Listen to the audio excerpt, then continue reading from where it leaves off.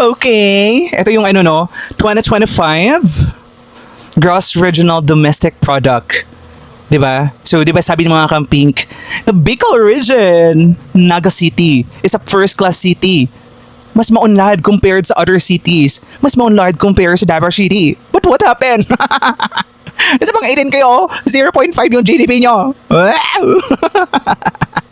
Nakakaloka. Ano na? Kasi, ang mayaman lang dyan sa Bicol Region, yung mga politician na corrupt na idolo nyo. For decades, ilang years nga naman yung Roberto sa Naga City? 19 years plus kay Lanlan. 3 years pa naging congressman. Anong achievement Naging VP pa. Wala Kaya, wag kami. Wag kami, di ba? Yung Davao Region, bumubulusok. Mindanao is gaining momentum sa mga economic activities. Pwede na kami mag-separate. Sa inyo yung Bicol nyo, wala namang kwenta yan. Parang